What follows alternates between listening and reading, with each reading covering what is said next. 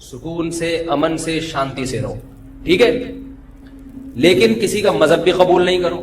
دیکھو ہندو بھی ہیں ہمارے ملک میں، عیسائی بھی ہیں، وہ تو بالکل ہی الگ مذہب ہے نا، وہ تو اللہ رسول کو صاف لفظوں میں انکار کرتے ہیں.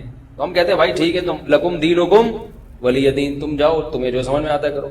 تو ایسے ہی شیعہ سنی کا جو اختلاف ہے وہ اگر زبان کی حد تک رہے، دلائل کی حد تک رہے تو ٹھیک ہے. لڑائی بڑائی والا معاملہ ہوگا تو معاملہ کیا بنے گا؟ کیچڑ اچھالنا ایک دوسرے پہ. تو میں ایک بات آپ سے کر رہا ہوں کہ آپ اپنے بارے میں یہ فیصلہ کریں کہ آپ کیا ہیں، یا تو ادھر ہو جائیں یا ادھر ہو جائیں. تو اگر آپ شیعہ ہیں ٹھیک ہے، پھر وہ جو کر رہے ہیں وہ ان کا مسلک ہے، آپ کریں وہ.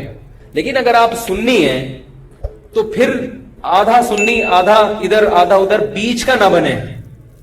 میں بھی بیان میں عرض کر رہا تھا نا آخر میں کہ بیچ کا کسی کو بھی پسند، میرا خیال ہے آپ لوگ کو ہوتا ہے، نہیں ہوتا نا کسی کو بھی پسند. قدرت نے کسی کو بیچ کا بنا دیا اللہ کی طرف سے، وہ تو اللہ کی طرف سے آزمائش ہے. لیکن خود سے کبھی بھی بیچ کا بننے کی کوشش مت کرو.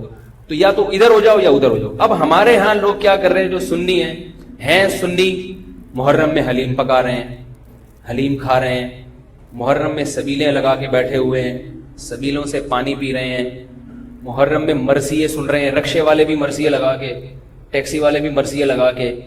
بھائی یہ اسلام نہیں ہے، سمجھ رہے ہو؟ جو اس کو اسلام سمجھتا ہے وہ کرے، لیکن ہم سنی مذہب جو ہے وہ اس کی نظر میں یہ اسلام نہیں. نبی صلی اللہ علیہ وسلم نے لعنت فرمائی ہے میت پہ نوحہ کرنے والوں پر، سمجھ رہے ہو؟ آپ نے فرمایا جو گریبان پھاڑے وہ ہم میں سے نہیں ہے. میت پہ چیخنا چلانا، اس کو نبی صلی اللہ علیہ وسلم نے لعنت والا عمل قرار دیا ہے. شہادت پہ چیخنا چلانا کسی کی. حضرت جعفر طیار رضی اللہ تعالیٰ عنہ اہل بیت میں سے تھے. وہ جب شہید ہوئے ہیں جوانی میں، ان کی 4 بیویاں تھیں، بیوہ ہو گئیں. معذرت کے ساتھ یہ میں ٹاپک نہیں لا رہا، جو خود سے آ رہا ہے اسے آنے دو. اب شہید ہی چار بیویاں ہی بیوہ ہوئی تھی تو میں ان کو آپ کی خوش کرنے کے لیے ایک تو نہیں کر سکتا نا. ان کی 4 بیویاں کیا ہو گئی؟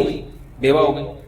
تو جب ان کے گھر میں اطلاع ملی ہے کہ آپ کے جوان شوہر شہید ہو گئے تو ان کے رونے کی آوازیں آئی ہیں، چیخنے چلانے کی آوازیں آئی. آپ صلی اللہ علیہ وسلم کو اتنا غضب آیا، آپ نے فرمایا کہ جاؤ خاک پھینک کر آ جاؤ ان کے منہ. اب ان سے کہو کہ اپنی آوازوں کو پس کریں. حضرت جعفر طیار بھی اہل بیت میں سے تھے، نبی کے سگے چچا کے بیٹے تھے. تو اہل بیت کی شہادت پر آپ صلی اللہ علیہ وسلم نے چیخنے چلانے سے، رونے سے منع کیا. اور حضرت جعفر طیار ظلمن شہید ہوئے تھے نا، ظلم ہوا تھا ان کے اوپر. تو اسی طرح ہم یہ کہتے ہیں کہ جیسے حضرت جعفر طیار اہل بیت میں نبی کے سگے چچا زاد بھائی، حضرت حسین نبی کے نواسے، تو جیسے حضرت جعفر طیار کی شہادت پہ چیخنے چلانے والے کو نبی صلی اللہ علیہ وسلم نے پسند نہیں کیا. حالانکہ ان کی بیویوں کا رشتہ، بیوی کا جتنا قریبی رشتہ اپنے شوہر سے ہوتا ہے، اتنا قریبی رشتہ ہمارا حضرت جعفر طیار یا حضرت حسین سے نہیں ہے. رشتہ یقیناً ہے مگر اتنا قریبی نہیں جتنا بیوی کا ہوتا ہے، اولاد کا ہوتا ہے. تو جب بیویوں کو رونے کی اجازت نہیں ہے، جو سب سے زیادہ متاثر ہوئی ہیں، تو ہم اور آپ کو حضرت حسین کی یاد میں چیخنے چلانے کی اجازت کہاں سے ہوگی؟ ہم زیادہ فنٹر بننے کی کوشش کیوں کر رہے ہیں بھائی؟ زیادہ آگے نکلنے کی کوشش کیوں کر رہے ہیں؟ یقیناً اہل بیت سے ایمان، اہل بیت سے محبت ہمارے ایمان کا جزو ہے، مگر اس محبت کا اظہار اس طرح سے کرنا ہے جس طرح سے اہل بیت سے محبت کا نبی نے حکم دیا ہے. نہیں آ رہی میرا خیال ہے، پولیس کی تو ضرورت نہیں ہے. جس طرح سے حکم دیا ہے بھائی اس طرح سے اہل بیت سے محبت کرنی ہے، اپنی طرف سے نہیں کرنی آپ. تو پہلی بات تو یہ حدیث سمجھ میں آ گئی. اور آپ صلی اللہ علیہ وسلم نے چیخنا چلانا، گریبان پھاڑنا اور یہ سب کے منع کیا ہے. تو سنی مذہب میں ماتم کی اجازت، چیخنے چلانے کی، ہا ہو کرنے کی اجازت نہیں ہے. سمجھ رہے ہو بات کو؟ تو آپ یہ کام نہ کریں، مرثی آپ نہ سنیں، انہیں سننے دیں، انہیں کرنے دیں. آپ رکشہ ٹیکسی چلا رہے ہو، کہہ رہے محرم کے احترام میں گانے نہیں لگاؤں گا، مرثیے لگا دوں گا. بھائی نہ گانے لگاؤ نہ مرثیے لگاؤ. اور مرثیوں میں جس طرح سے اہل بیت کا نام لیا جاتا ہے اس میں اہل بیت کی عزت نہیں ہے بلکہ اہل بیت کی توہین ہے. ہائے زینب، ہائے یوں، ہائے یوں. آپ اپنے گھر کی عورتوں کو چاہتے ہو کہ سڑک پہ ان کا اس طرح سے ہائے ہائے کر کے نام لیا جائے روڈ پہ؟ جب ہم اپنی عورتوں کے لیے ایسی توہین برداشت نہیں کرتے، وہ عورتیں جن کے تقدس کی قسم اٹھائی جا سکتی ہے، جن کے ناخن بھی کوئی نامحرم نہیں دیکھ پاتا تھا، اہل بیت عورتیں تھیں، نبی صلی اللہ علیہ وسلم کی نواسیاں، نبی صلی اللہ علیہ وسلم کے خاندان کی عورتیں، حضرت حسین رضی اللہ تعالیٰ عنہ کے خاندان کی عورتیں، تو ان کے بارے میں میرے بھائی کیسے یہ برداشت کیا جا سکتا ہے کہ کوئی بھی چیخے چلائے اور ان کا نام اس طرح سے توہین آمیز لہجے سے؟ اسلام نے اکرام سکھایا ہے، عزت اور احترام سکھایا ہے، اور عزت و احترام کے اصول اور آداب بھی سکھائے. تو اس لیے آپ لوگ یہ کام نہ کریں، جو کر رہا ہے اس سے بحث بھی نہ کریں. بولے میں ٹھیک ہے تمہارا مسلک ہے، کوئی بات کر لو، ہم ہی نہیں کریں گے. تو یہ جو سبیلیں لگائی جا رہی ہیں، یہ کہا جاتا ہے کہ حضرت حسین کی یاد میں. یہ بھی ایک عجیب بات ہے، حضرت حسین رضی اللہ تعالیٰ عنہ اگر پیاس سے شہید ہوئے تو پانی پی کے یاد منائی جائے گی یا پانی سے اوائڈ کر کے یاد منائی جائے گی؟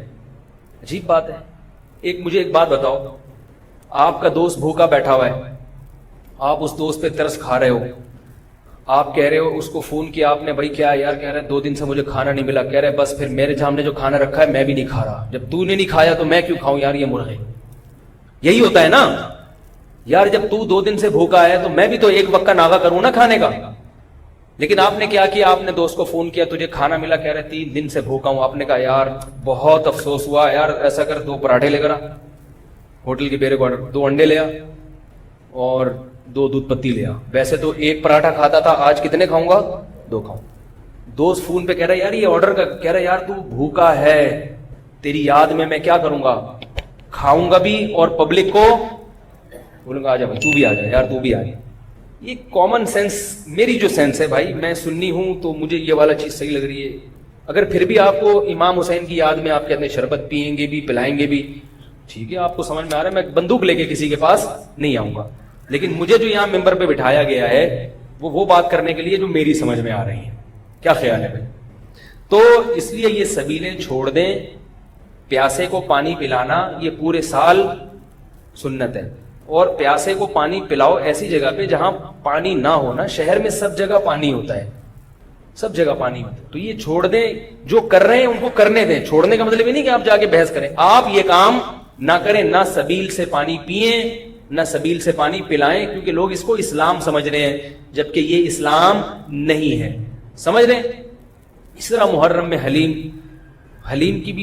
حلیم کا جو فلسفہ بیان کیا جاتا ہے وہ یہ بتایا جاتا ہے کہ حضرت حسین کو کچھ بھی نہیں ملا تھا، کھانے کو کچھ بھی نہیں ملا تھا، تو ہم اب سب چیزوں کا ایک مرغوبہ بنا کے پبلک کو کھلائیں گے، جس سے یہ پتا چلے گا کہ دیکھو حلیم میں گوشت بھی ہے تو حضرت حسین کو گوشت بھی نہیں ملا، حلیم میں چاول بھی ہے تو چاول بھی نہیں ملے ان کو، حلیم میں دال بھی ہے تو ان کو دال بھی نہیں ملی، حلیم میں جو بھی ہے تو ان کو جو بھی نہیں ملی.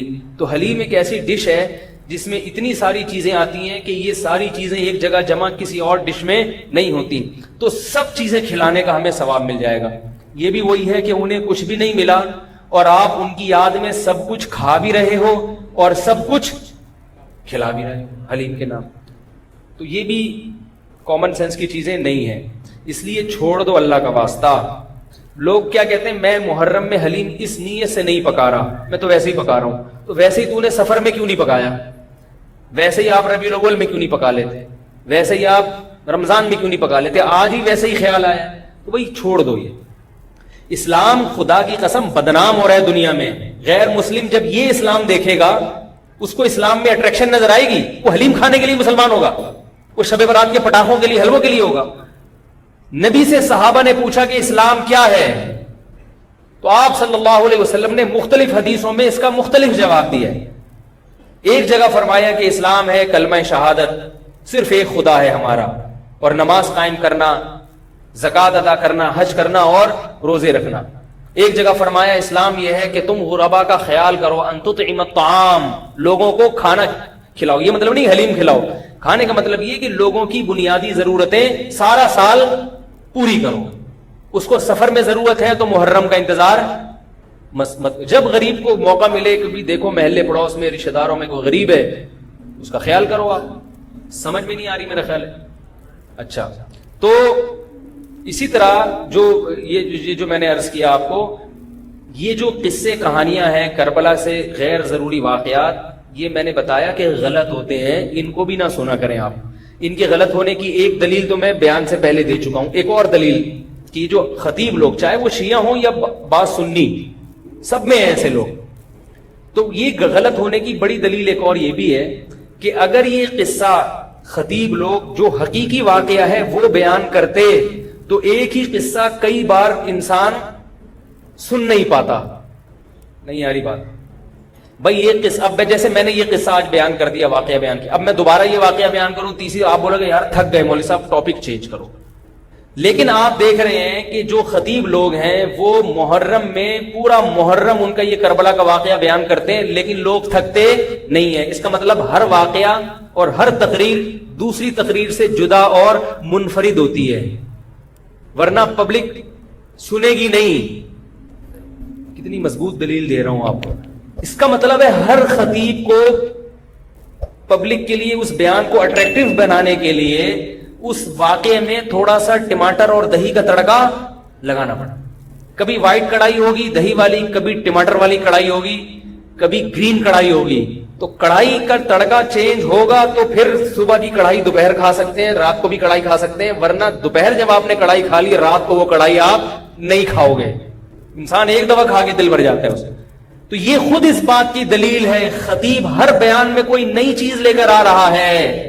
اس کا مطلب ہے کہ بھائی ایک واقعہ تھا تو وہ ایک ہی دفعہ ہوا ہے نا واقعہ، اس کو ہر دفعہ وہی ہونا چاہیے نا. ہر دفعہ آپ نے اس میں کچھ نئی چیز لایا ہو تو اس کا مطلب ہے کچھ دال میں گڑبڑ ہے. یہ بھی اس بات کی دلیل ہے. اس لیے یہ چیزیں چھوڑ دیں. رہا یہ مسئلہ کہ لوگوں کے گھر سے حلوے آ جاتے ہیں، کھانا آ جاتا ہے، تو بھائی بہتر یہ ہے کہ ان کو محبت کے ساتھ منع کر دیں. بولے ہم حضرت حسین رضی اللہ تعالی عنہ سے محبت ضرور کرتے ہیں مگر کھا کے بولو بھائی نہیں، روزہ رکھ کے، ٹھیک ہے ہم نہیں کھائیں گے. اور اگر آپ یہ سمجھتے ہیں کہ لڑائی ہو جائے گی، بعض دفعہ وہ بیچارے نے تقریر تو نہیں سنی ہوتی، وہ تو محبت میں ہی لا رہا ہے، تو اگر لڑائی ہو جائے گی تو رکھ لیں، لیکن محبت سے اس کو مسئلہ سمجھا دیں یار میں رکھ رہا ہوں تاکہ تمہارا دل نہ ٹوٹے مگر یہ ہے غلط. رہا یہ مسئلہ کہ اس کو کھا بھی لیں. اب آپ ایک دم نا سارے جوش میں ہو گئے، یار اگلا بتاؤ، یار اگلا اسٹیپ ہمارے لیے بہت امپورٹنٹ ہے، یہ مسئلہ نہیں ہے رکھنا نہ رکھنا. رکھ لیا تو اب کیا کریں؟ اب آپ جوش میں آ رہے ہو. اب میں آپ کو 2 گھنٹے بھی بٹھا کے رکھوں نا آپ بیٹھ جاؤ گے، میں کہوں 2 گھنٹے بعد جواب دوں گا آپ بیٹھے رہو گے یہاں. اب کیا کرنا ہے؟ تو وہ کھانا حلال ہے یا نہیں، اس کا مدار اس پر ہے کہ اگر وہ حضرت حسین کو خوش کرنے کے لیے صدقہ کیا ہے، خوش کرنے کے لیے، تو غیر اللہ کا تقرب حاصل کرنے کے لیے کوئی عبادت کرنا یہ شرک ہے. آئی بات سمجھ میں؟ نہیں آ رہی میرا خیال ہے. صدقہ خیرات صرف کس کے لیے ہوتا ہے؟ اللہ کی رضا کے لیے. پھر تو وہ چونکہ غیر اللہ کے لیے ہے وہ حرام ہے، اس کا کھانا بالکل ناجائز. اور اگر کسی نے حضرت حسین کو ثواب پہنچانے کے لیے یہ کام کیا ہے، آئی بات سمجھ میں؟ مقصد اللہ کی رضا ہے، نیت یہ کہ حضرت حسین کو اس صدقے کا ثواب پہنچ جائے، تو یہ عمل بدعت ہے مگر اس سے وہ کھانا حرام بولو بھائی نہیں ہو. قبول کرنا غلط ہے کیونکہ اس سے بدعت کی تائید ہو رہی ہے، مگر وہ کھانا حرام نہیں ہوتا. کھانا وہ جائز ہے، اس کو پھینکے نہیں، کھا لیں، میرے گھر نہ بھیجیں، ٹھیک ہے خود کھا لیں آپ اس کو.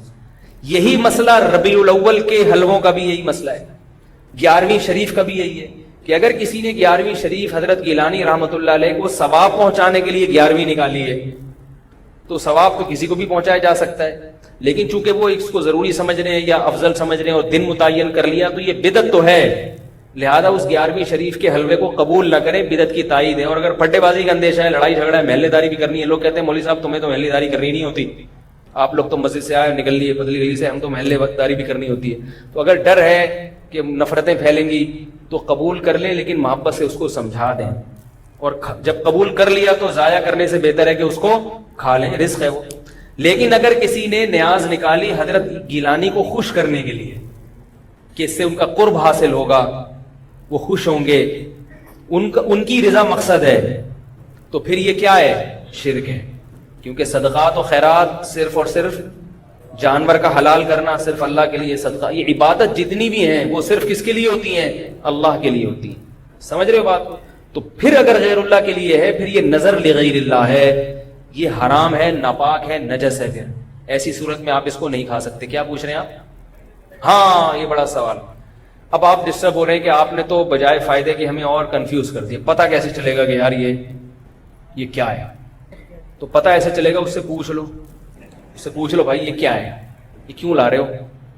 تو بتاتے یار یہ حضرت حسین کی یاد میں ہے. تو آپ بولو حضرت حسین کی یاد کیا کمی مطلب ہے؟ ان کو ثواب پہنچانے کو کہتے ہیں، ثواب پہنچانے کے. بولو یار غلط ہے، بدعت ہے، لیکن بسم اللہ.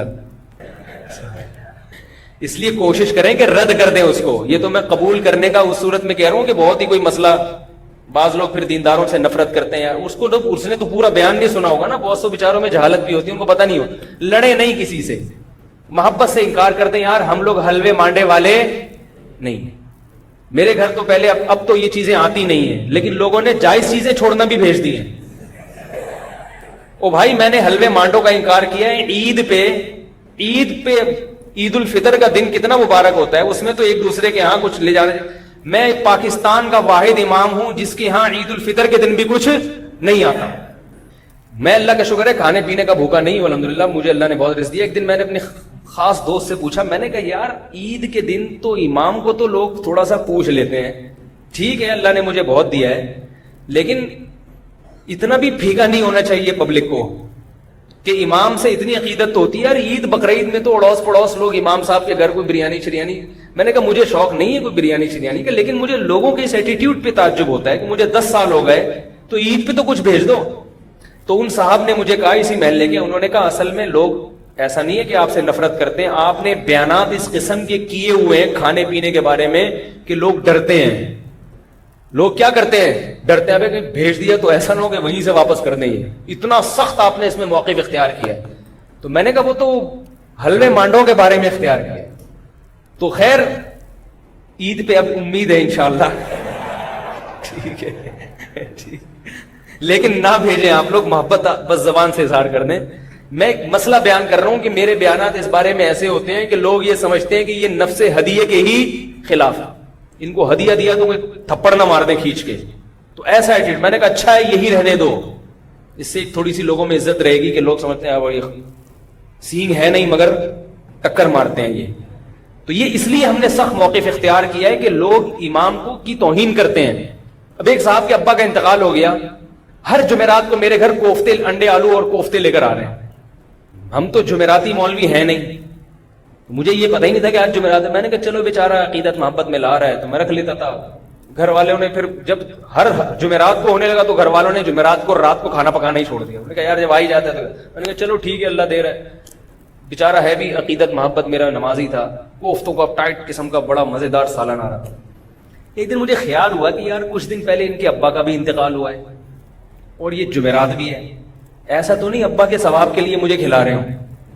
میں نے ان سے پوچھا یہ آپ اپنے ابا کو ثواب پہنچانے کے لیے مجھے کھلا رہے ہو؟ انہوں نے کہا جی. میں نے کہا یار آپ مجھے ایک بات بتاؤ کہ آپ کے دادا کا جب انتقال ہوا تھا تو آپ نے اپنے ابا کو کبھی گفٹ دیا یا کھانا کھلایا؟ تو اس لیے کھلائے نا کہ وہ آپ کے ابا ہیں. اگر ابا کو کسی دن آپ نے کھلایا، ابا پوچھے بیٹا کیوں کھلا رہے ہو؟ آپ کے ابا دادا کا انتقال ہوا ہے ان کے ثواب کے لیے آپ کو کھلا رہا ہوں. ابا کو غصہ آئے گا کہ نہیں آئے گا؟ اور بھائی ابا کو جو کھلایا جاتا ہے اس لیے نہیں کہ دادا کی موت واقع ہو گئی، ابا کو اس لیے کھلایا جاتا ہے کہ وہ ابا ہیں.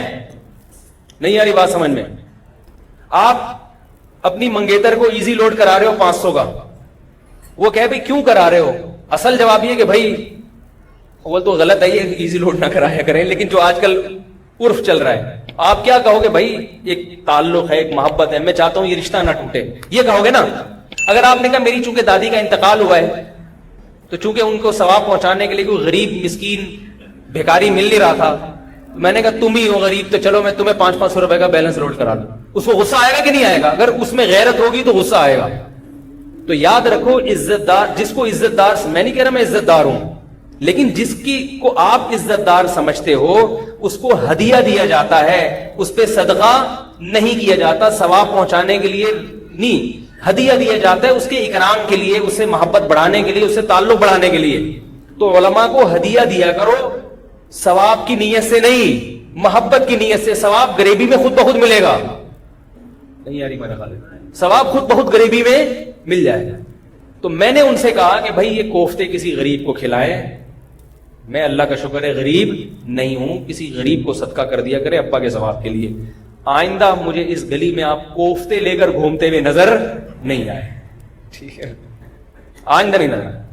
تو یہ ایک صدقہ اور ہدیے میں فرق ہے کہ ہدیے میں سامنے والے کی عزت ہوتی ہے. بھی ہدیے میں بہت عزت احترام کے ساتھ کہ قبول کر لیں تو بڑی نوازش ہوگی آپ کی. اور ہدیہ مالدار علماء کو بھی دیا جاتا ہے, بلکہ مالدار علماء کو ہدیہ دینا زیادہ ثواب ہے, کیونکہ اس میں ان کی بے عزتی کا پہلو بالکل بھی نہیں ہوتا. ہمارے حضرت فرمایا کرتے تھے مالدار عالم کو ہدیہ دینا زیادہ ثواب ہے, اس لیے کہ اس میں اس کی بے عزتی کا بالکل بھی آپشن نہیں ہے. وہ کبھی بھی آپ اس کو یہ نہیں دکھا سکتے کہ میرے ٹکڑوں پہ پل رہا ہے, وہ کہے گا میرے پاس اللہ کا دیا تم سے زیادہ ہے. تو کہاں سے کہاں بات چلی گئی. تو ایصال ثواب کے لیے کھلانا تو یہ بھی توہین ہے. تو اگر کوئی پیرانے پیر کی نیاز نکال کے آپ کے گھر میں لا رہا ہے ان کو ثواب پہنچانے کے لیے, تو اس میں آپ کی بے عزتی بھی ہے. اس میں آپ کو یہ ثابت کرایا جا رہا ہے کہ آپ چونکہ محلے میں سب سے غریب ہیں, ان کو ثواب پہنچانے کے لیے مجھے آپ سے زیادہ کوئی مستحق نظر نہیں آیا, میں نے کہا چلو بسم اللہ. تو آپ کہیں بھائی ہم غریب نہیں ہیں, ہم ہدیہ قبول کرتے ہیں, صدقات و خیرات قبول نہیں کرتے. اگر غریب ہوں تو بھی یہ کہہ دیں کہ غریب نہیں ہے. اپنی غربت بیان کرنی ہے تو اللہ کے سامنے بیان کرو نا, پبلک کے سامنے کیوں بیان کریں؟ کیا خیال ہے؟ غریب ہو کے بھی آدمی رہے ایسے جیسے اس سے بڑا. ہمارے حضرت بہت مسکین تھے, غریب تھے 60 سال کی عمر تک, لیکن فرماتے میں رہتا ایسے تھا, پبلک سمجھتی تھی اس محلے میں ان سے زیادہ پیسے والا کوئی ہے ہی. لوگ کہتے مجھ سے آ کے قرضے مانگتے تھے, ایسی شان کے ساتھ انہوں نے. مولوی تھے, مولوی ایسے ایسے مولوی بھی ہیں مارکیٹ میں, دیکھو آپ, مولوی تھے مگر ایسے رہتے تھے, کہتے لوگ مجھ سے آ کے قرضے مانگتے تھے. تو اپنے بارے میں فیصلہ کریں کہ ادھر ہے یا ادھر. اگر سنی ہے تو مرثی سننا چھوڑ دیں.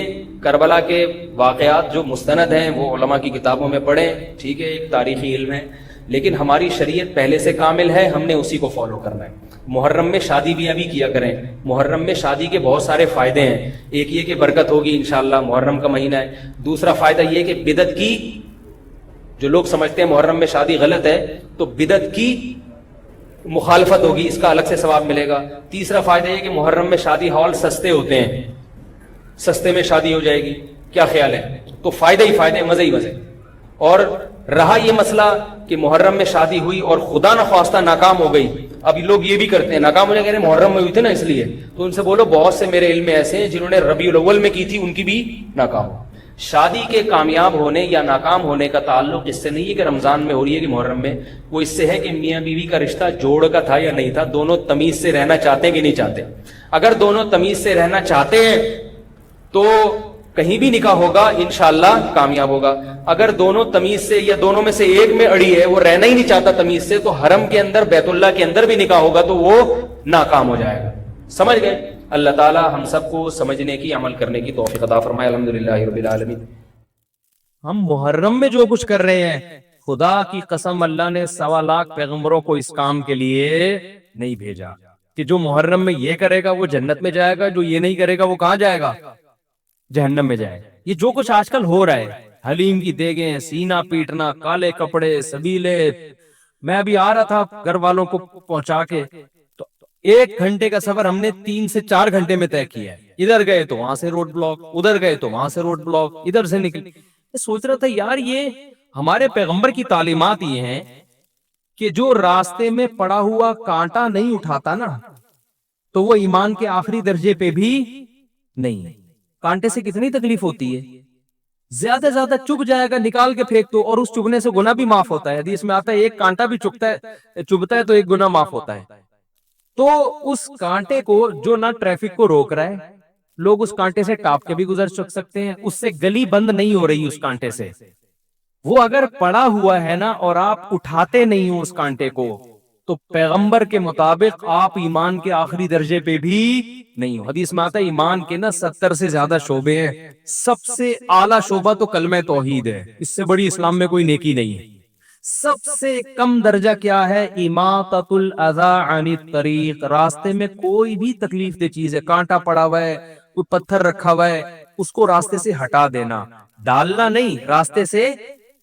یہ بہت اہم حدیث ہے, بس یہ بیان کر کے میں بیان ختم کرتا ہوں. اس کو راستے سے اگر آپ نے نہیں ہٹایا تو اس کا مطلب آپ ایمان کے 73ویں مقام پر بھی نہیں ہو, بے ایمان ہو. سیدھا سیدھا ترجمہ یہ ہوگا حدیث کا, وہ بے ایمان ہے, وہ اسلام کے دعوے میں سچا نہیں ہے, وہ جھوٹ بولتا ہے کہ میں مسلم ہوں. کیونکہ مسلم ہونے کے لیے کچھ تو کرے نا. دیکھو ایک آدمی کہتا ہے میں ہندو ہوں, نہ وہ گائے کا پیشاب کو مقدس سمجھتا ہے, نہ وہ گائے کو مقدس سمجھتا ہے, نہ وہ کبھی مندر جاتا ہے, نہ کبھی کسی پنڈت سے وہ جو بھی ہوتا ہے جا کے ان کی آشیرواد لینا کہلاتا ہے, کیا کہتے ہیں وہ بھی نہیں کرتا, نہ وہ ہولی وہ جو ان کی جو ہوتا کچھ بھی نہیں کرتا. تو ہندو کہیں گے تو بھائی تو کس بات کا ہندو بنا ہوا ہے, کہیں گے نا. کچھ تو تھوڑا سا تو ایسا کر, کوئی لک تو آئے نا, تھوڑا سا ہندو لگے. تو ایک عیسائی ہے, نہ وہ عیسیٰ کو نبی مانتا ہے, نہ وہ بائبل کو کبھی زندگی میں پڑھتے ہوئے دیکھا, نہ کبھی زندگی میں اس کو کسی نے چرچ جاتے ہوئے دیکھا, اور نہ کبھی اس کو کرسمس مناتے ہوئے دیکھا. لوگ پوچھتے ہیں تیرا مذہب کیا ہے, وہ کہیں گے وہ کہتا ہے عیسائی. لوگ کہیں گے یار کچھ اور مذاق کر لے ہمارے ساتھ, یہی کہیں گے نا. یہ بھی مذاق کا ٹائم نہیں ہے, یہی کہیں گے نا. اب کچھ تو عیسائی شو کرنے کے لیے کبھی تو چرچ چلایا تو, یا کرسمس ہی میں شو کر دے کہ میں کرسچن ہوں, تو کبھی تو کچھ تو ایسا دکھانا جس سے لگے کیا ہے. تو ہر مذہب میں کچھ نہ کچھ ایسا مذہب والے کرتے ہیں کہ کوئی پورا فالو کر رہا ہے, کوئی آدھا کر رہا ہے, کوئی 1% کر رہا ہوتا ہے, تو کچھ تو ہوتا ہے نا. تو پیغمبر صلی اللہ علیہ وسلم کی جو حدیث ہے نا, اس کا مفہوم کیا ہے کہ جو جس میں اتنی بھی سینس نہیں ہے, لوگوں کے ساتھ خیر خواہی کا اتنا بھی جذبہ نہیں ہے. ہم یہ نہیں کہہ رہے کہ روزانہ لوگوں کو کھانا کھلاؤ, دیگے کھلاؤ, وہ بھی اسلام کا حکم ہے.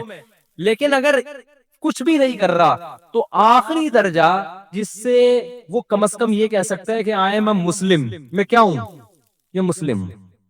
تو میں یعنی اتنا دکھانے کے لیے نا, آخری مقام یہ کہ کمبخت جب تو راستے میں جا رہا ہے نا اور کانٹا نظر آئے, تجھے پتا ہے کسی کے چبھ سکتا ہے, یہ کہ کوئی پتھر نظر آیا کسی, تجھے پتا ہے کہ یار کسی کی ٹھوکر لگ جائے گی, اس کو اٹھا کے, ہم یہ نہیں کہہ رہے کہ عیدی سینٹر میں جمع کراؤ جا کے, اس کو اٹھا کے تھوڑا کیا کر دو, سائٹ پہ کر. اتنا بھی اگر تمہارے اندر جذبہ نہیں ہے تو اس اپنے آپ کو مسلم کہنے کے تکلف کی بالکل ضرورت نہیں ہے. سمجھ میں آ رہی ہے بات کہ نہیں آ رہی؟ یہ حدیث کا صحیح ترجمہ کر رہا ہوں میں, صحیح حدیث کا صحیح ترجمہ. اب آپ مجھے ایک بات بتاؤ, اس کانٹے سے گلی بند ہو رہی تھی, بولو نا, ٹریفک جیم ہو رہا تھا اس سے, کسی عورت کا حمل ضائع ہو رہا تھا اس میں, کوئی ہارٹ پیشنٹ ہسپتال پہنچنے سے پہلے مر رہا تھا, کچھ بھی نہیں ہو رہا تھا, اور وہ پھینکا بھی نہیں آپ نے, پھینکا کسی اور نے. حدیث میں کسی اور کی بھی غلطی تلافی کون کرے گا؟ آپ وہ بے وقوف ہے تو آپ تھوڑی بے وقوف ہیں. اس کانٹے کو اگر آپ نے راستے سے نہیں ہٹایا, اس پتھر کو سائڈ پہ نہیں کیا, تو حدیث کے مطابق آپ کیا ہیں؟ صحیح ترجمہ یہ کہ بے ایمان ہے آپ. مجھے بتاؤ, جو کانٹا پھینک رہا ہو راستے میں وہ کیا ہوگا؟ جو ہٹا نہیں رہا. ایک وہ ہے جو ہٹائے بغیر گزر جاتا ہے, لیکن دوسرا وہ ہے جو راستے میں کانٹا کیا کر رہا ہے, پھینک رہا ہے, جو باقاعدہ کیلے کا چھلکا راستے میں پھینکتا ہوا جا رہا ہے, یا جو راستے میں پتھر لا کے رکھ دیتا ہے, وہ ایمان والا ہو سکتا ہے؟ بولو نا بھائی. یہ تو اس سے بھی زیادہ بدبخت ہے کہ جو کانٹا پراپر طریقے سے پھینک رہا ہے باقاعدہ. نبی تو جو نہ ہٹائے اس کو مومن نہیں کہہ رہے, جو پھینکے وہ کہاں سے مومن ہو گیا؟ اور آپ بتاؤ جو وہ کام کرے, حالانکہ اگر کوئی کانٹا پھینک کے چلا جاتا ہے اس سے بھی ٹریفک جیم نہیں ہوتا, ایک گلی بھی بند نہیں ہوتی, گلی میں بھی محلے میں لوگ زیادہ زیادہ کانٹا پھلانگ کے چلے جائیں گے, کوئی بڑا نقصان نہیں ہو رہا. بہت بڑا نقصان یہ ہوگا کہ وہ لگ جائے گا کسی کے, یہی ہوگا, اس سے زیادہ کچھ نہیں. وہ تو نکال کے پھینک دے گا باہر, یہی ہوگا نا. جناب مجھے بتاؤ, ایسی ایکٹیویٹیز ربیع الاول ہو یا محرم ہو یا سفر ہو یا کوئی بھی ہو, میرا مقصد کسی مکتبہ فکر پہ طنز کرنا نہیں ہے, میرا مقصد اسلام بتانا ہے. وہ میں کروں تو بھی غلط ہے, وہ شیعہ کرے تو بھی غلط, وہ بریلوی کرے تو بھی غلط, وہ اہل حدیث کرے تو بھی غلط, وہ دیوبندی کرے تو بھی غلط, وہ کوئی بھی کرے تو بھی غلط ہے. وہ کیا ہے؟ ایسا کام کرنا جس سے راستے کیا ہو جائیں, بند ہو جائیں, جس سے آپ کے پورے ملک کا نظام کیا ہو جائے, معطل. تو کیا یہ پیغمبر کی تعلیمات ہو سکتی ہیں؟ یہ ربیع الاول میں بھی غلط ہے. آپ جا رہے ہوتے ہیں, اچانک یہاں سے راستہ بند, پولیس والے کہنا ادھر سے جاؤ, ادھر سے گئے وہاں سے راستہ بند, ادھر سے جاؤ. 1 گھنٹے کا سفر 2-3 گھنٹے میں, اور بعض دفعہ تو پہنچتے ہی نہیں ہے لوگ, کیونکہ راستے تو محدود ہے نا. تو یہ جو ہم گلیاں بند کروا رہے ہیں, پوری روڈیں جام کروا رہے ہیں, یا تو آپ کہہ سکتے ہیں کچھ بڑا مطالبہ ہو نا آپ کے پیش نظر, تو بڑی مصیبت سے بچنے کے لیے اسلام کہتا ہے چھوٹی مصیبت کو برداشت کیا جائے. آپ نے ملک میں انقلاب لے کر آنا ہے جی, آپ حکومت کے خلاف کوئی دھرنا دے رہے ہیں, بہت بڑا دھرنا, اور آپ کا خیال ہے کہ یہ حکومت باقی رہی تو ملک کا بیڑا غرق ہو جائے گا, یہ بڑے مفاد کے پیش نظر چھوٹا مفاد کیا کیا جا رہا ہے؟ بولو برداشت. جیسے گلی میں کنسٹرکشن کا کام ہو رہا ہے, روڈ ڈل رہی ہے, اس میں آپ پورا کنٹینر لا کے کھڑا کر دیا, اب متبادل راستہ دے دیا, کیونکہ بھائی روڈ بن رہا ہے نا. تو یہ بڑے مفاد کے پیش نظر آپ گلی بند کر رہے ہیں. تو اسلام کا اصول ہے بڑے فائدے کے پیش نظر چھوٹا نقصان برداشت کیا جاتا ہے. تو سیاسی سطح پہ کوئی سمجھتا, اول تو سیاسی دھرنے بھی صرف اپنے کرسیوں کے لیے ہوتے ہیں, لیکن اگر کسی ملک میں خیال ہے بھائی یہ گورنمنٹ کا گرانا ضروری ہے, اس کے لیے بڑا دھرنا دینا ضروری ہے, وہاں ہم اس کو اپریشیٹ کریں گے, یار یہ بہت بڑے مفاد کے لیے چھوٹا نقصان برداشت کیا جا رہا ہے. ربیع الاول یا محرم یا دوسرے مہینوں میں جو مذہبی رسومات ہونی, اس میں کون سا بڑا مفاد ہے ہمارے سامنے؟ اس میں ہم کیا دے رہے ہیں انسانیت کو؟ کیا حضرت حسین کی یہ تعلیمات ہیں؟ کیا رسول اللہ صلی اللہ علیہ وسلم کی یہ تعلیمات جو ہم ربیع الاول میں کر رہے ہوتے ہیں, جو محرم میں کر رہے ہوتے ہیں, کیا صحابہ کرام کی یہ تعلیمات ہیں؟ وہاں تو اس کا خیال کیا جا رہا ہے کہ تہجد کے وقت نبی صلی اللہ علیہ وسلم اٹھتے ہیں, اس کا خیال کرتے ہیں آپ کی کسی زوجہ کی آنکھ نہ کھلے. آپ جب گھر میں داخل ہوتے رات کے وقت, سلام اتنی آہستہ آواز سے کرتے کہ کوئی جاگ رہا ہے تو جواب دے دے, سو رہا ہے تو اس کی آنکھ نہ کھلے. اور یہاں آپ دیکھیں ادھر روڈ بلاک, ادھر روڈ, اور یہ سب چیزیں مذہب کے نام پہ ہو رہی ہیں. چائنا میں یہی ہوا, چائنا میں مذہبی آزادی دی گئی, مسلمانوں نے ناجائز فائدہ اٹھایا, دھرنے جلوس, یہ چائنا نے پابندی لگا دی. کیا لگ گئی وہ پابندی؟ تو اسلام تو میرے بھائی اتنا خیال کر رہا ہے کہ کسی کے کانٹا اگر چبھ گیا نا تو اللہ آپ کے ایمان کو ایمان قرار نہیں دیتا. آپ کی مسٹیک ہے, حالانکہ پھینکا نہیں, آپ نے اٹھایا کیوں نہیں؟ جو کرنے کے کام ہے وہ کیے نہیں جا رہے. کرنے کے کام کیا ہیں؟ کلوا من الطیبات, کھاتے ہوئے دیکھو حلال کھا رہا ہوں کہ نہیں کھا رہا. وَاعْمَلُوا صالحا, عمل کرتے ہوئے دیکھو جائز عمل کر رہا ہوں کہ ناجائز کر رہا ہوں. اسی پہ پورا اسلام ہے. انہی دو چیزوں کا نام اسلام ہے. قیامت میں انہی کے بارے میں سوال ہوگا, اس کے علاوہ کسی اور چیز کے بارے میں آپ سے سوال بولو نہیں ہوگا. اگر آپ کسی اور طرح سے تیاری کر رہے ہیں اپنے آپ کو عاشق رسول یا عاشق اہل بیت کہنے کے لیے, یہ آپ کا درد سر ہے. اللہ آپ سے اس پیپر کے بارے میں سوال پوچھے گا جو اللہ نے آپ کو دیا. آپ ایگزامینیشن ہال میں بیٹھے ہو, فزکس یا کیمسٹری کا پیپر ہے, وہ پیپر آپ کے سامنے آیا کہ جی اس کے 100 نمبر, اس کے 100 نمبر. آپ نے فزکس کے علاوہ جو معلومات آپ کے پاس تھی نا میتھمیٹکس کی, وہ ساری آپ نے اس میں چھاپ دی, اور بڑی مشکل معلومات. آپ نے سی اے کیا ہوا تھا, بہترین اکاؤنٹنٹ تھے آپ نے اکاؤنٹنگ کی ایکویشنز اور اس کی جو وہ ایسی زبردست خاندانی 20 صفحے لکھ کے آگے, جو ایسی نالج لکھ کے آگے جو کسی کے پاس بھی نہیں تھی. ایگزامینر کیا کرے گا؟ آپ کو انڈا دے گا. آپ ایگزامینر کے پاس پہنچ گئے, یار میں نے اتنی محنت کی ہے, اتنا مشکل پیپر میں نے لکھ کے آیا ہوں, اور یہ میں سی اے کر کے میں نے یہ تیاری کی ہے. چارٹرڈ اکاؤنٹنٹ بننا کوئی آسان کام نہیں ہے. اس کے بعد میں نے یہ لکھا اور میں نے یہ کیا, اور وہ جو فزکس جو کر کے آیا تو منٹ کا کام تھا. ایکویشن انہوں نے یاد کی بھی تھی رٹا لگا کے, اور کچھ ایکویشن یاد کی بھی تھی, وہ سب کر کر آگے آ گئے. اور میری اتنی مشکل کام آپ نے زیرو دیا. کہ بھائی آپ جو مرضی کر کے آئے ہو, ہم تو آپ سے وہ پوچھیں گے جو ہم نے آپ کو پیپر میں دیا تھا. ہر پیپر کے نمبر تھے, اس کا آپ نے جواب لکھا, تو آپ اپنی افلاطونیاں بخراتیاں جو مار کے آئے ہو یہ ہمارا ایڈکٹ نہیں ہے. اس نے کہا ہم سے بھی اسی کے بارے میں سوال ہوگا, کیا خیال ہے؟ تو اللہ میاں نے جو ہمیں پیپر دیا ہے نا, اس میں محرم کے جلسے جلوس, بولو چپ ہو جاتے ہو پتہ نہیں کیوں, نہیں ہے. اس میں ربیع الاول کے جلوس اور کیک کاٹنا اور ڈسکو ڈانس جو ہو رہا ہے آج کل, وہ نہیں ہے. نبی سے محبت کا یہ والا طریقہ ایکسیپٹیبل ہے ہی نہیں قیامت کے دن. اللہ مانے گا ہی نہیں اس کو. اللہ کہے گا تمہارے چاہے اس میں شہید ہو جاؤ, آپ ماتم کرتے کرتے خون نکلا مر گئے, کوئی شہادت نہیں ہے, خودکشی ہے. آپ کہہ سکتے ہیں اللہ میں حسین کے غم میں رو کے میں نے یہ سب کچھ کیا. اللہ کہیں گے تمہیں کس نے کہا تھا یہ کرو؟ حسین کی محبت میں نے کب کہا تھا؟ میں نے کہا تھا حسین سے محبت میں حسین کو فالو کرو. حسین کی تو داڑھی تھی, سیدنا حسین ابن علی رضی اللہ عنہ کی. حسین ابن علی رضی اللہ عنہ تو ظلم کے خلاف ڈٹ گئے, کمپرومائز نہیں کیا. اور ہم میں کتنے لوگ ظلم کر رہے ہیں, بیوی پہ ظلم, بچوں پہ ظلم, قوم پہ ظلم, ملک پہ ظلم. کتنے لوگ ہیں دفتروں میں ٹائم پہ نہیں پہنچتے اور تنخواہ پوری لیتے ہیں. یہ ریاست پہ ظلم کر رہے کہ نہیں کر رہے؟ ظالم بن کے آپ ماتم کر رہے ہو, اور آپ یہ کہہ رہے ہو کہ حسین خوش ہو جائیں گے, نبی خوش ہو جائیں گے. نہ کوئی بھی خوش نہیں ہوگا میرے بھائی. ان حرکتوں سے شیطان خوش ہو سکتا ہے. بدعت کی وجہ سے. وہ کہے گا تم نے اپنی آپ کو ایسی چیزوں میں کھپا دیا جس کا نہ تم کو دنیا میں کوئی فائدہ ہے اور نہ تم کو آخرت میں، بلکہ مزید گناہ اس لیے ہے کہ ان چیزوں سے غیر مسلم اسلام سے دور ہوگا. کبھی بھی غیر مسلم یہ منظر دیکھ کر اسلام کے قریب نہیں ہو سکتا. غیر مسلم مسجد میں آئے، آپ کو نماز پڑھتا ہوا دیکھے، اسلام سے محبت ہوگی. غیر مسلم آپ کا رمضان دیکھے، صبح سحری میں جاگنا، افطاری کا وقت، محبت ہوگی. غیر مسلم آپ کی قربانی دیکھے، غیر مسلم آپ کا نکاح کا نظام دیکھے، آپ کا فیملی سسٹم دیکھے، رشتہ داری جوڑنا دیکھے، باپ کی خدمت کرنا دیکھے، آپ کا حج دیکھے، آپ کا عمرہ دیکھے، اٹریکٹ ہوگا وہ دین کی طرف. آپ کا ماتم دیکھ کے اٹریکٹ ہوگا وہ، کہے گا یار یہ کیا وحشیانہ عمل ہے، یہ تو ہیومن رائٹس کے خلاف ہے. تو اس لیے اپنے آپ کو، چاہے شیعہ ہو چاہے سنی ہو، ایران میں بھی ماتم پہ پابندی ہے، پتہ ہے آپ کو، کھلے عام نہیں کر سکتے. آپ کو ان چیزوں سے اپنے آپ کو بچانا ہے. اور کلو من الطیبات، ہمیں جو اللہ نے پیپر دیا اس میں دو ہی چیزوں کا سوال ہوگا، کھا کیا رہا ہے، کر کیا رہا ہے. سمجھ میں آ رہی ہے بات؟ کھانا بھی کرنا ہی ہے، لیکن اللہ نے اس کو الگ سے بیان کر دیا نا، کیونکہ لوگ کرتے بہت کچھ اچھا ہے، کھانے میں ڈنڈی مار دیتے ہیں، اور کچھ کھاتے صحیح ہیں، کرنے میں کیا کر دیتے ہیں، ڈنڈی مار دیتے ہیں. کھاتے تو بڑا پاکیزہ حلال ہیں، کام غلط کر رہے ہوتے ہیں. تو اللہ نے اسلام کو دو لفظوں میں سمیٹ دیا، کھاؤ بھی حلال اور کرو بھی حلال، پاکیزہ کرو.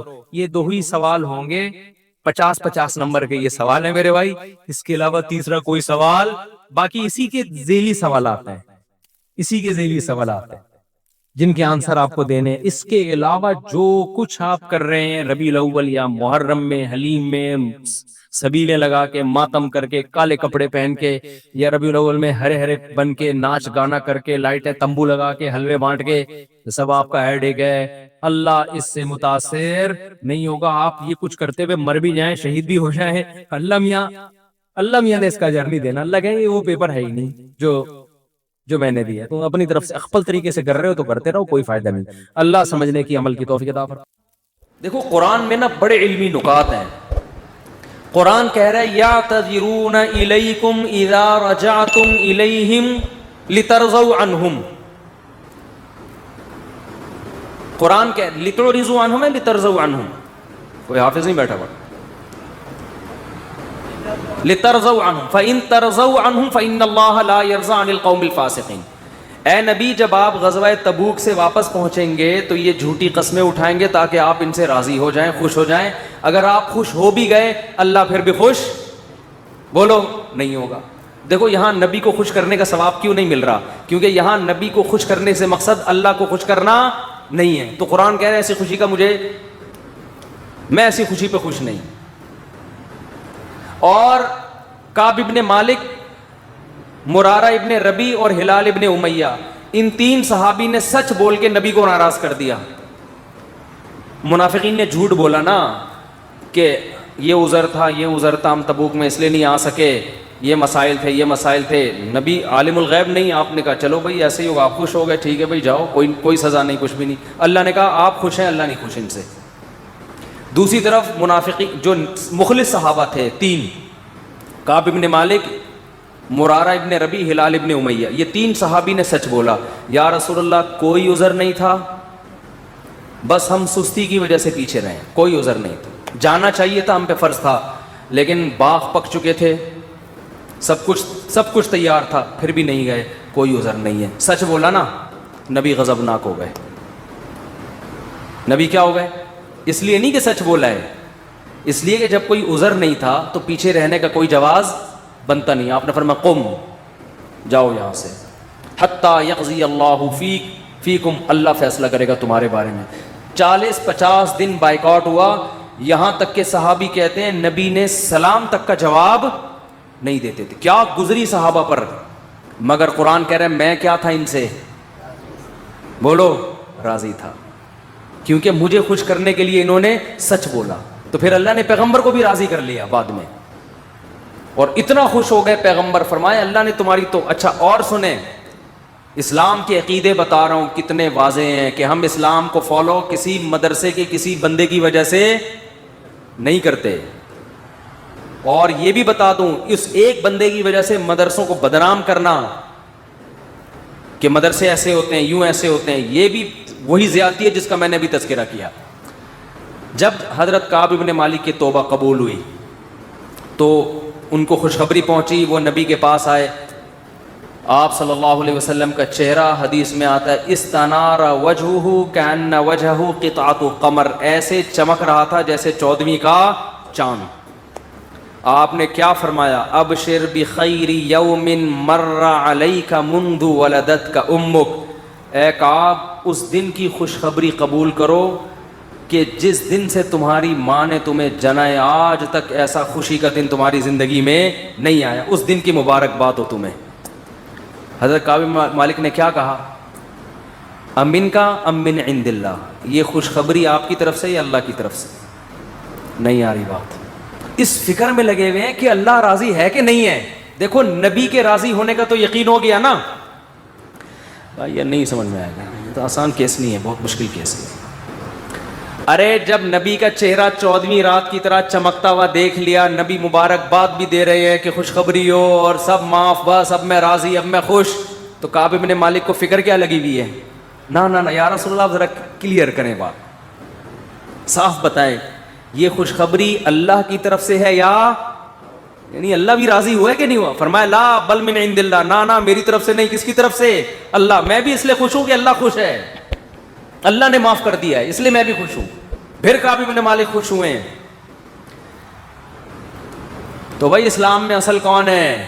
اللہ.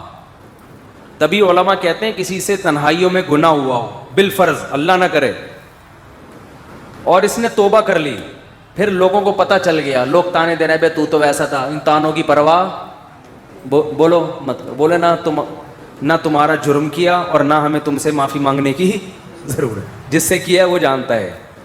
لوگوں کو لفٹ کرایا کرو زیادہ, کیونکہ لوگ اس چیز کو مسلط کر لیتے ہیں.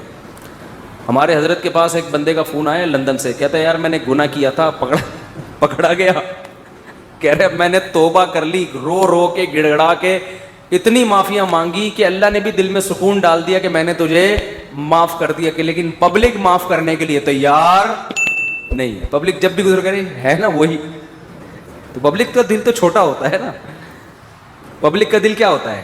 چھوٹا. تو ایسی صورت میں پبلک کو زیادہ لفٹ نہیں کرائے, بولا جاؤ تمہاری ایسی کی تیسی, ہم جانے اللہ جانے تو کون ہوتا ہے بھائی میرے کو. اور قرآن کے الفاظ دیکھو یار, وَمَن يَعْمَلْ سُوءًا أَوْ يَظْلِمْ نَفْسَهُ ثُمَّ يَسْتَغْفِرِ اللَّهَ يَجِدِ اللَّهَ غَفُورًا رَحِيمًا. ایسے وجد والی آیتیں ہیں.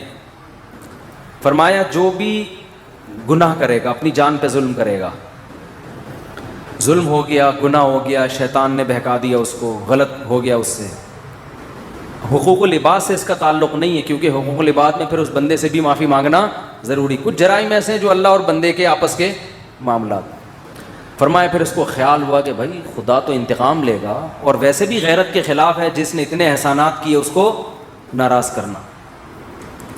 قرآن کہہ رہا ہے ثم یستغفر اللہ, پھر وہ اللہ سے کیا کرتا ہے؟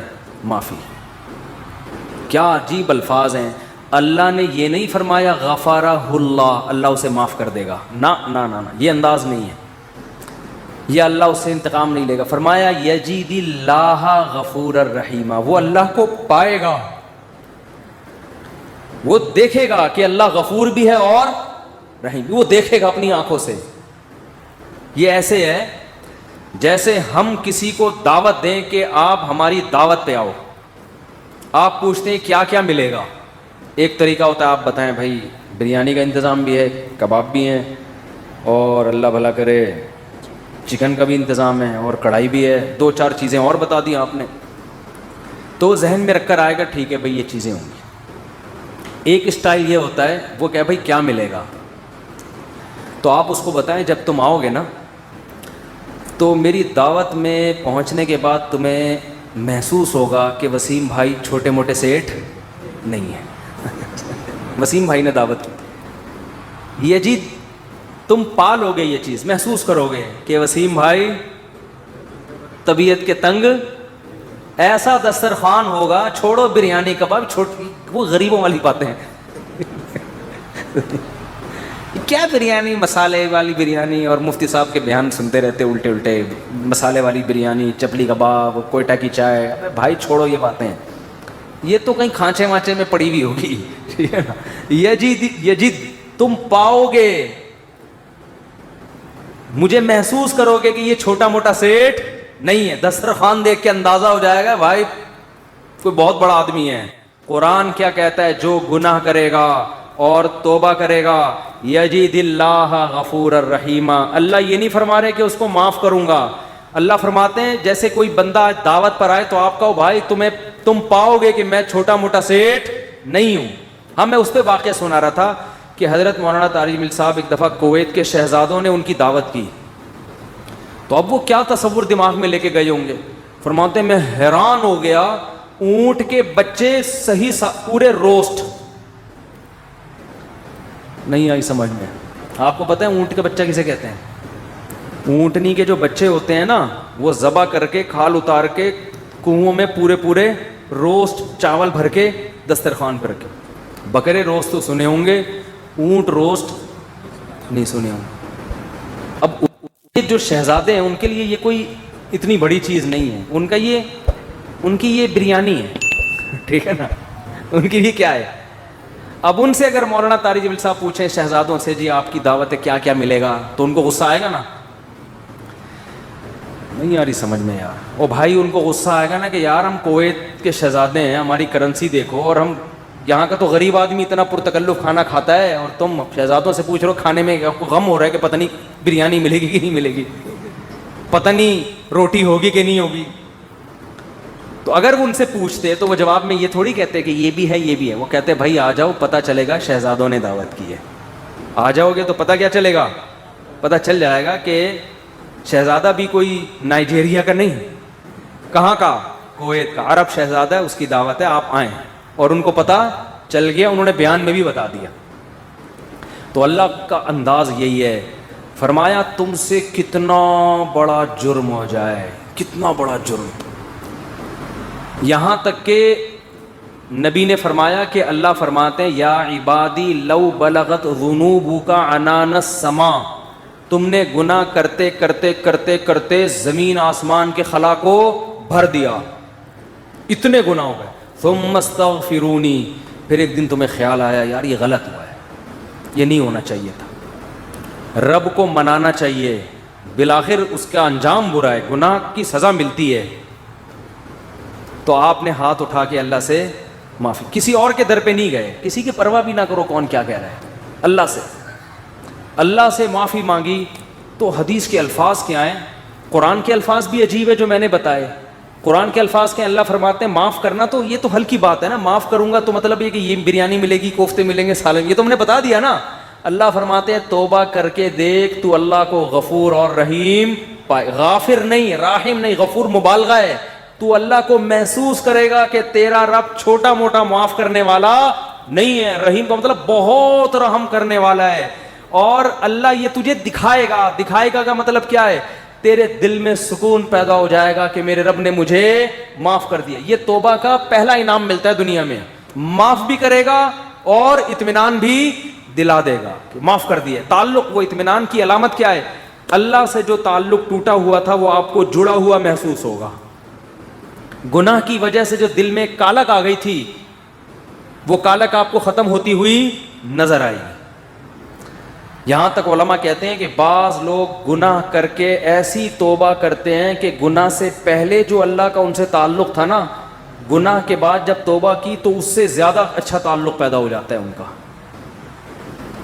پہلے سے بھی زیادہ اچھا اللہ کی محبت پیدا ہو جاتی ہے. یہ تو قرآن میں, حدیث میں کیا آتا ہے کہ اگر زمین اور آسمان کے خلا کو تم نے گناہ کر کر کے پر کر دیا, ثم استغفرونی, پھر مجھ سے مغفرت طلب کرو, لغفرت, معاف کروں گا. اتنا کافی تھا نا یہ جملہ, یار نہیں آ رہی سمجھ میں. دیکھو اللہ یہ کہہ دیتے کہ زمین اور آسمان کے خلا کو پر کر دیا, مجھے ناراض کیا ہے نا, پبلک کے پاس جانے کی ضرورت نہیں. عیسائیوں میں پادریوں کے پاس جا کے معاف کرواتے ہیں, اتنے پیسے لے لو معاف کر دو. اللہ کہتے ہیں پادری کا کیا بگاڑا ہے تم نے, ناراض مجھے کیا ہے, نماز چھوڑی ہے مجھے ناراض کیا, زنا کیا مجھے ناراض کیا, انٹرنیٹ پر فحش فلمیں دیکھی مجھے ناراض کیا, یہ جو ہو رہے ہیں گناہ آج کل, کچھ بھی کیا مجھے ناراض کیا نا, آؤ میرے سامنے گڑ گڑاؤ. تو اللہ نے کیا کہتے ہیں, زمین اور آسمان کے خلا کو پر کر دیا, پھر مجھ سے معافی مانگو گے معاف کروں گا. کافی ہے نا, بس کر دیا معاف. آگے اللہ ایک اور جملہ بناتے ہیں, لا ابالی, کسی کی پرواہ. بولو, اردو میں لفظ سماتے ہیں, بڑا لا ابالی قسم کا آدمی ہے. سنا یہ لفظ؟ ہاں بولنے میں کچھ ٹیکس لگتا ہے. لا ابالی کہتے ہیں نا, یہ عربی کے لفظ سے آیا لا ابالی. لا کا مطلب نہیں, ابالی کا مطلب پرواہ نہیں کرتا میں کسی کی. جیسے جو آدمی کسی کی پرواہ نہیں کریں گے, بڑا لا ابالی سا آدمی ہے. تو اللہ کیا کہتے ہیں, لا ابالی, معاف کروں گا کسی کی پرواہ نہیں. کیا مطلب, یہ جملہ لگانے کی کیا ضرورت تھی؟ جملہ اس لیے لگایا جا رہا ہے کہ بہت سے نیک لوگوں کو اعتراض ہو سکتا ہے, اے اللہ اتنے سارے گناہ سیکنڈوں میں معاف, یہ بات ہماری کھوپڑی میں بولو نہیں, کچھ تو تھوڑی سی ہوتی. جیسے ایک بیٹا نافرمان ہو, 20 سال باپ کو ستاتا رہے. اب باپ کو زندگی بھر ستایا اس نے, باپ نے کہا ایسی کی تیسی ہے, دیکھتا ہوں میں جائیداد سے آگ کر دوں گا, میں یہ کر دوں گا. باپ بوڑھا ہو گیا, مرنے لگا ہے بھائی, اب جائیداد کی تقسیم کا وقت آ رہا ہے, اور اب یہ گیا, اس کو پتہ ہے کہ اب تو سارا معاملہ خراب, زندگی بھر ستاتا رہا. آخر میں آ کے ابا سے کہتے ہیں, ابا I am very very sorry. ابا کہتے ہیں چل جا معاف کیا. دوسرے بیٹوں کو آئے گا نا غصہ, ہے بھائی, ابا یہ کیا, یہ تو آپ کے رحم دل ہونے سے ناجائز فائدہ اٹھا رہا ہے بھائی, ابھی آپ کے جانے کا وقت ہے, اور یہ آ کے سوری کر کے چلا گیا. تو ابا اگر ابا ہوں گے تو آپ دوسرے بچوں کو کیا بولیں گے, باپ تم ہو یا میں ہوں؟ کیا خیال ہے, باپ تم ہو یا ٹھیک ہے تمہارا مشورہ ہے, میں نے سوچ لیا. باپ بہرحال کون ہے, میں, میری مرضی, میری جائیداد ہے, میری میراث ہے, میں کسی کو بھی نہ دوں, میں صدقہ کر دوں, جاؤ. لیکن انسان کا اتنا ظرف ہوتا نہیں ہے. اب اللہ پر تو موت واقع نہیں ہوگی, لیکن انسان پر تو موت واقع ہوتی ہے, اور موت کے بعد رحمت کے چانسز ختم, توبہ کے دروازے بند. ساری زندگی گناہ کرتا کرتا اب موت سے پہلے اللہ سے کیا کہہ دیتا ہے, آئی ایم سوری, معاف کر دیں. تو اللہ کہتے ہیں کہ میں معاف کر کے, آگے پہلے ہی بتا دیا کہ کسی کو اعتراض کرنے کا حق, اللہ کو پتہ ہے بہت سارے لوگ آئیں گے, یا اللہ یہ کیا ہے بھائی, یہ کیا اتنے سارے گناہ ہو رہے ہیں اور اس نے معافی اور 1 سیکنڈ میں معاف, یہ تو تیری حکمت کے خلاف ہے, یہ تو مصلحت کے خلاف ہے, یہ تو یوں ہے, یہ تو ناانصافی ہے. اللہ کہتے ہیں بولنے دو, مجھے پرواہ بولو نا نہیں ہے. تم نے تھوڑی جہنم بنائی ہے, میں نے بنائی ہے.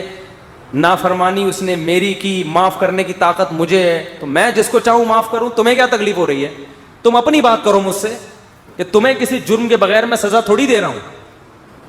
یہ جو الفاظ ہیں نا, لا ابالی, یہ بڑے زبردست الفاظ ہیں. مجھے اس پر اکثر ایک چٹکلا یاد آتا ہے, وہ میں ہر بیان میں جب بھی اس حدیث کی تفسیر کرتا ہوں وہ سناتا ہوں, کہ اس کی مثال کیسے ہے.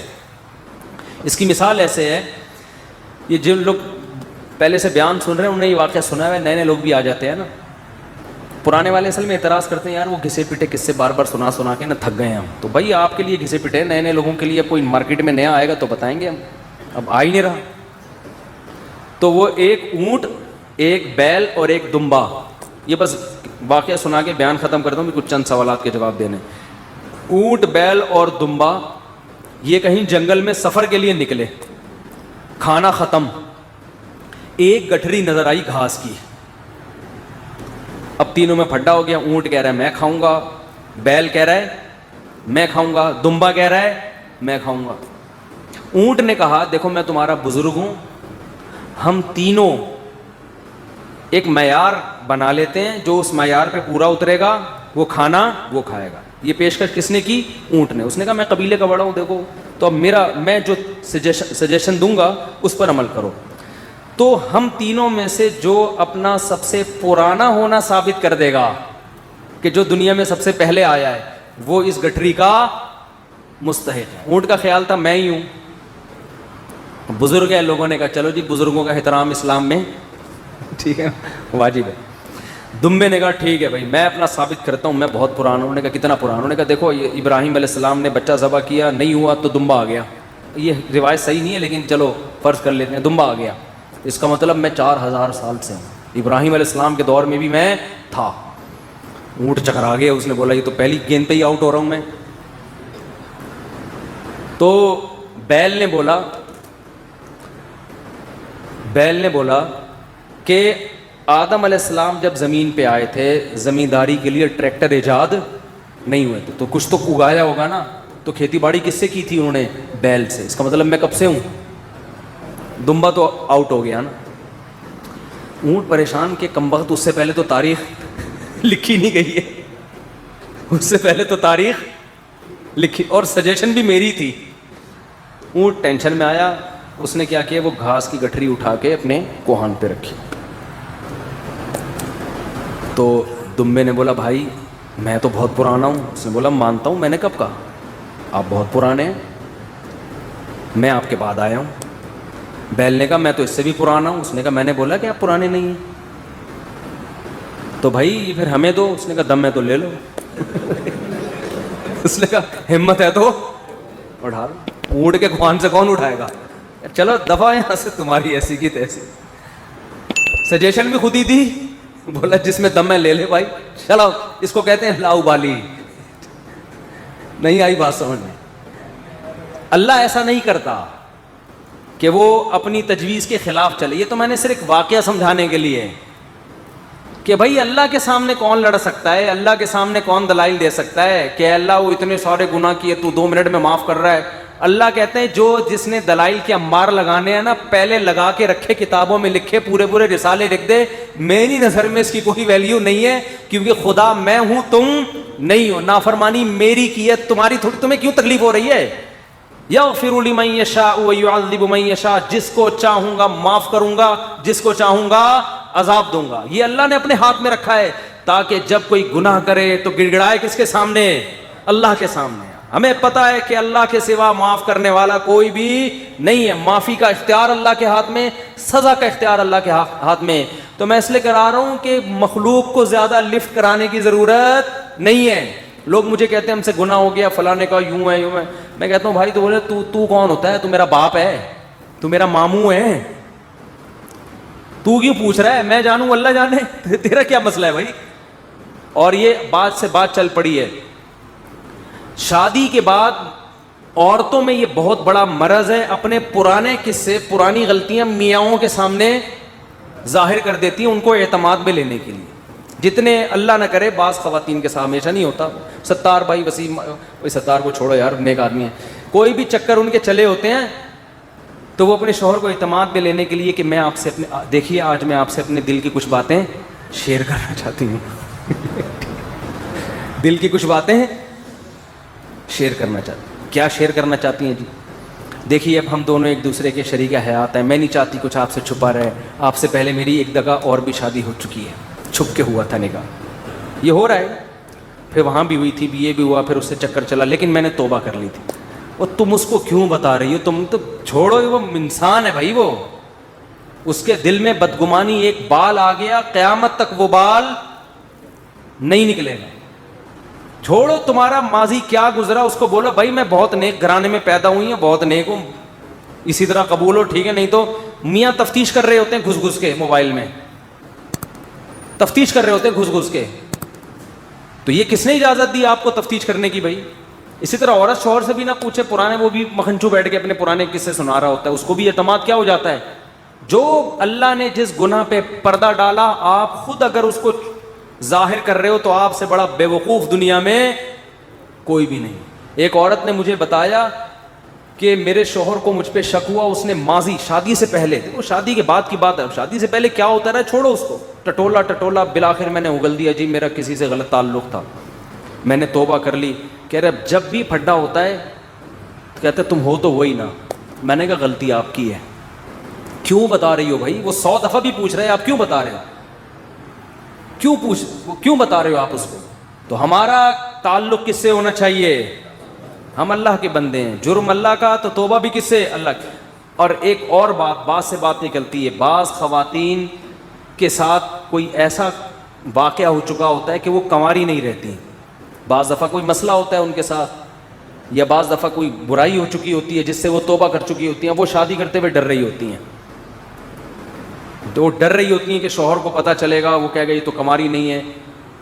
تو وہ جب میں فون اٹھاتا تھا نا اس طرح کے مشورے بھی کہ ہم کیا شوہر کو بتا دیں، تو یہ حماقت نہیں کرنا بھائی، یہ تو کسی بھی طرح سے زائل ہو سکتا ہے، کسی بیماری سے بھی ہو سکتا ہے پردہ زائل، اور بھی 10 بعضوں کے پیدائشی نہیں ہوتا، تو ایسے موقع پہ جھوٹ بولنا بھی جائز ہے. نہیں آ رہی بات؟ عورت کے لیے جائز ہے کہ وہ شوہر سے بولو نا، جھوٹ بول دے، وہ یہ نہ بتائے کہ میں نے بدکاری کی ہے پھر توبہ کر لی ہے، یہ اتنی تفصیل میں جانے کی ضرورت نہیں ہے. وہ بول دے بھائی یہ پیدائشی نہیں ہے، یہ جھوٹ ہے. لیکن کیوں؟ وجہ اس کی یہ کہ اس کمبخت کو یہ تفتیش کی اجازت نہیں ہے کہ وہ پوچھے آپ سے. جو ماضی کے قصے ہیں وہ کیا ہیں؟ وہ ختم، وہ پرانے ہیں. تو جو ٹوہ میں لگتا ہے نا، ٹوہ میں گھستا ہے ایک دوسرے کی ٹوہ میں، اللہ اس کو کیا کرتے ہیں؟ رسوا کرتے ہیں. تو گناہ ہو جائے کس سے تعلق؟ اللہ سے. ہم عیسائی تھوڑی ہیں کہ پادریوں سے جا کے یا پنڈتوں سے جا کے اپنے گناہ شیئر کر رہے ہوں. مجھے بھی لوگ آ کے بتاتے ہیں، میں کہتا ہوں یار مجھے نہیں بتاؤ کیا ہوا ہے، میں بھی انسان ہوں. ہاں ایک صورت میں آپ بتائیں، جیسے کوئی مریض ڈاکٹر کو اپنی بیماری بتا رہا ہوتا ہے علاج کے لیے، تو کسی بزرگ سے، کسی عالم سے آپ کا تعلق ہے، آپ سمجھتے ہیں کہ اس سے میں مشورہ لے سکتا ہوں، اور مشورہ اس وقت تک نہیں لے سکتا جب تک میں اس کو اپنا پورا مرض بتاؤں نہیں کہ میرے اندر کیا گناہ ہے جو میں چھوڑنا چاہتا ہوں مگر مجھ سے چھوٹتا نہیں. ایسی صورت میں پھر مجبوری ہے بتانے کی تاکہ وہ اس کا کوئی علاج بتایا. تو اس کا خیال کرنا چاہیے. یہ اللہ کا دین کتنا زبردست ہے، اللہ نے ہمیں بتا دیا گناہ سے بچنا کیسے، ہو جائے تو کرنا کیا ہے. تو ہمارا رب ہے غفور الرحیم، جب توبہ کرو گے اللہ کہتے ہیں میں بتا دوں گا کہ میں لوگ معاف نہیں کرتے مگر میں معاف کر دیتا ہوں.